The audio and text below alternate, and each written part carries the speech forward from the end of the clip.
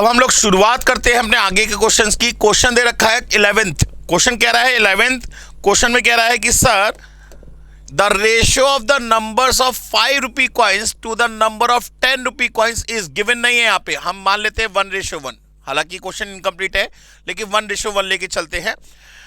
If the total value of the 5 rupee coin is 360, आप पहले ये बताइए नंबर ऑफ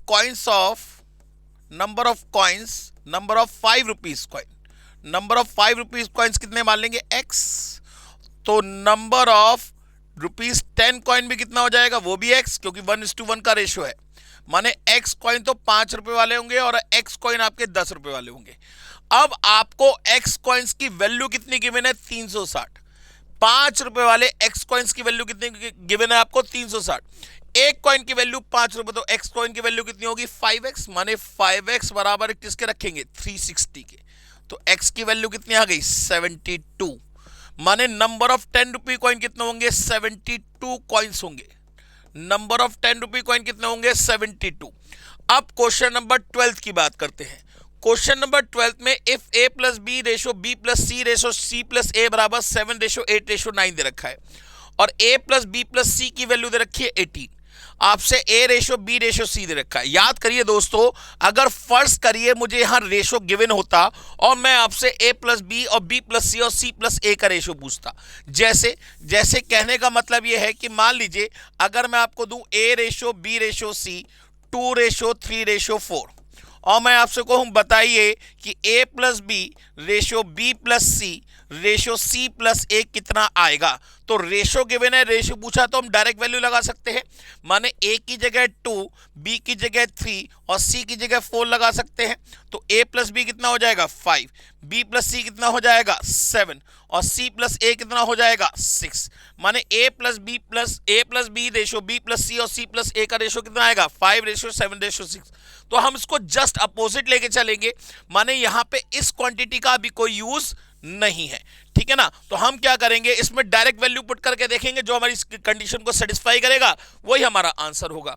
मतलब अगर ये आंसर है a ratio b ratio c, तो इसका सम फिर इसका सम और इसका सम 7:8:9 आना चाहिए। इन दोनों का सम कितना आएगा, 9:7:8 ना, ये तो नहीं होगा। 7:9:8 ना, ये भी नहीं होगा। 7:8:9 यस, ये होगा। तो आंसर क्या होगा, सी। माने यहां पे a प्लस बी प्लस सी का यूज तब होगा जब आपको a b c की सेपरेट वैल्यू कैलकुलेट करनी होगी, ठीक है ना। इसके बाद क्वेश्चन नंबर 13 ये कह रहा है if 3x plus 2 is the duplicate of 2:3। तो बेटा जी 3x plus 2, 3x minus 2 upon 5x plus 6 is the duplicate of this. इसका डुप्लीकेट कितना हो जाएगा, 4/9। अब हम क्रॉस मल्टीप्लाई करके x की वैल्यू निकाल सकते हैं, कितना हो जाएगा ये 27x minus 18 is equal to 20x plus 24।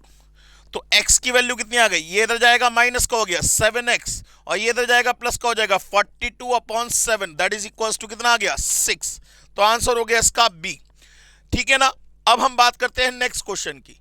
If x ratio y ratio z दे रखा है, इसकी वैल्यू पूछा है। अब देखिए ये एक रेशो है और जो पूछा गया है वो भी एक रेशो है। अगर रेशो दे रखा है और रेशो पूछा है तो हम डायरेक्ट वैल्यू पुट कर सकते हैं।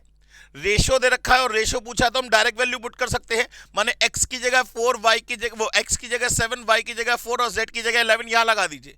तो 7 + 4 + 11 डिवाइडेड बाय 11, माने ये हो जाएगा 7 और 4 11, 11 22, 22/11 का मतलब आंसर आ गया 2। आंसर हो गया 2। क्वेश्चन नंबर 14 के बाद question number 15। 2 numbers are in the ratio 3:5। तो दो नंबर्स क्या मानेंगे हम, 3x और 5x। दो नंबर्स क्या मानेंगे हम, 3x और 5x। If 8 is added to both, अगर दोनों नंबर में हमने 8 ऐड कर दिया देन द रेशो बिकम्स 2:3। माने अगर मैथमेटिकली देखें तो 3x plus 8 upon 5x plus 8 is equal to कितना हो जाना चाहिए, 2:3। तो यहां से आपको x की वैल्यू मिल जाएगी, x की वैल्यू पुट कर देंगे तो नंबर मिल जाएगा। लेकिन मैं आपको राय दूंगा कि इस क्वेश्चन को आप ऑप्शन से करिए। पहले ये चेक करिए किसका रेशो 3:5 आ रहा है। ये 8 की टेबल से कट जाएगा 3:5, ये आएगा 8:7। तो ये तो ऑप्शन नहीं होगा क्योंकि 5 की टेबल से कट रहा है। 8:7 आएगा, हमें चाहिए रेशो 3:5। यहां ये 7 की किसकी टेबल से कटेगा, ये किसी की टेबल से नहीं कटेगा, ये 24:35 ऐसे ही रहेगा। तो आंसर या तो ए होगा या डी होगा। अच्छा, इसके बाद वो कह रहा है if 8 is added to both, दोनों में 8 ऐड करिए तो कितना हो जाएगा, ये 32 ये 48। क्या रेशो 2:3 हो गया? देखिए जरा, 32/48 का मतलब 16 की टेबल से चला जाएगा। बिल्कुल सही। तो आंसर क्या होगा, ए होगा। आंसर क्या होगा दोस्तों, ए होगा।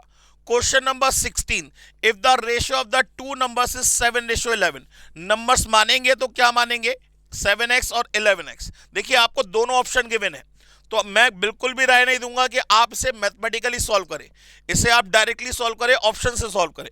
वो कह रहा है if 7 is added to each, माने हर एक में 7 ऐड किया गया, then the new ratio will be 2:3। तो चाहे इसे आप ऑप्शन से भी कर सकते हैं, चाहे तो आप इसे मैथमेटिकली भी कर सकते हैं। पहले अगर मैथमेटिकली बात करें तो if 7 is added to each, माने इसमें भी 7 ऐड करना है और उसमें भी 7 ऐड करना है, तो आपका जो आंसर बनेगा वो क्या बनेगा, 7x plus 7 upon 11x plus 7, that is equals to कितना आ जाएगा, रेशो कितना है, 2:3। ये क्रॉस मल्टीप्लाई कर लेंगे, ये 21x ये 22x, तो x बचेगा, ये 21 ये 14, तो 7 बचेगा। माने x की वैल्यू 7, तो नंबर हो जाएंगे 49 और 77। माने आंसर हो गया ए। अगर आप इसे ऑप्शन से भी करते हैं तो भी आपका आंसर क्या आएगा, बिल्कुल सेम आएगा दोस्तों। इसके बाद question number 17, a person has assets worth ₹1,48,200। एक पर्सन के पास 1,48,200 रुपए है। He wishes to divide its among his wife, son and daughter. ये 3 जनों में बांटना चाह रहा है, वाइफ, सन और डॉटर, वाइफ, सन और डॉटर, इन द रेशियो 3:2:1। माने ये 3x ये 2x ये 1x। अब इन तीनों का सम कितना रख देंगे, 1,48,200 के बराबर। 3 2 5 और 1 6, तो x की वैल्यू आ गई 1,48,200 डिवाइडेड बाय 6। 6 दूनी 12 बचे 2, 6 चौक 24 बचे 4, 6 7 42, 24,700। आपसे पूछ रहा है from this asset the share of the son. Son कौन सा था, 2x। माने 24,700 इंटू 2 कर दीजिए, कितना आ जाएगा, 49,400। आंसर क्या हो गया, C. Question number 18, x ratio y दे रखा है, इसका रेशो पूछा है। याद रखिएगा रेशो के कॉन्सेप्ट में, जब कभी भी आपको रेशो गिवन हो, जब कभी भी आपको रेशो गिवन हो और आपसे रेशो ही पूछा हो, तो हमेशा डायरेक्ट वैल्यू पुट कर दीजिएगा। माने x की जगह 2 और y की जगह 3 पुट कर दीजिए, तो 5 2 जा 10 हो, ये हो गया, प्लस 2 3 जा 6 ये हो गया, माने 16 आ गया। अच्छा इधर देखिए, 3 2 जा 6 ये हो गया, -3, माने कुल मिला के ये हो जाएगा 16:3। माने आंसर हो गया बी। बात समझ में आ गई दोस्तों। इसके बाद क्वेश्चन नंबर 19, क्वेश्चन नंबर 19 कह रहा है the first, second and the third month salary of a person are in the ratio 2:4:5। तो सैलरीज क्या मान लेंगे हम, 2x 4x और 5x, ये सैलरी मान ली। अब वो कह रहा है the difference between the product of the salary of first 2 month, माने इन दोनों का प्रोडक्ट सबसे पहले कितना हो गया, 8x², and the last 2 month, माने इन दोनों का प्रोडक्ट कितना हो गया, 20x²।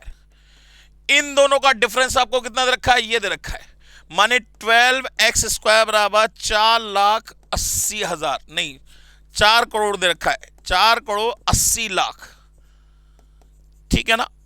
तो x² की वैल्यू कितनी आ गई, 4 1 2 3 4 5 6, तो x की वैल्यू कितनी आ गई, 2 1 2 1 2, ठीक है ना, कुल मिला के 3 जीरो आ गए। x की वैल्यू कितनी आ गई, 2000। x की वैल्यू 2000 के बाद वो कह रहा है find the salary of the second month, माने 4 × 2000 करेंगे, आंसर कितना आ जाएगा, 8000। आंसर हो गया इसका D. Question number 20, question number 20 कह रहा है कि if 15 × 2p² - q² is equals to 7pq। वो कह रहा है where p and q are positive number, तो p रेशो क्यों पूछ रहा है। फिर वही वाली बात, रेशो दे रखा है हमें, रेशो गिवन है, माने हम इसके अंदर पुट करके देख लेंगे, जो सेटिस्फाई कर जाएगा वो आंसर। तो पहले हम क्या करेंगे, p की जगह 5 और q की जगह 6 लगा के देखिए, जरा लगाइए इसके अंदर, सेटिस्फाई कर रहा है या नहीं कर रहा है। p की जगह 5 और q की जगह 6, इसके अंदर लगाइए 15 × 2 × p का स्क्वायर माने 25 माइनस q का स्क्वायर माने 6 का स्क्वायर कितना हो गया, 36, माने 15 इंटू ये हो गया 50 माइनस 37 14, माने कितना आ गया 210। माने लेफ्ट हैंड साइड इसकी वैल्यू कितनी आ रही है 210। अब अगर इधर भी 210 आ गया तो हमारा आंसर ए हो जाएगा, नहीं तो हम दूसरा चेक करेंगे। तो अब जरा लगाइए, पी की जगह 5 और क्यू की जगह 6, तो 7 इंटू 5 इंटू 6 कितना आएगा 210। बिल्कुल ठीक, आंसर क्या होगा ए होगा। आंसर क्या होगा ए होगा। क्वेश्चन को करने का तरीका सीखिए। क्वेश्चन आप सॉल्व कर सकते हैं लेकिन टाइम के हिसाब से भी देखना है। चलिए दोस्तों नेक्स्ट क्वेश्चन की बात करते हैं। क्वेश्चन कह रहा है find the two numbers such that the mean proportional between them is 18। दो ऐसे नंबर फाइंड करने हैं जिनका मीन प्रोपोर्शनल 18 होना चाहिए। मान लिया वो दो नंबर एक x और एक y, तो इसका मीन प्रोपोर्शन कितना होगा 18।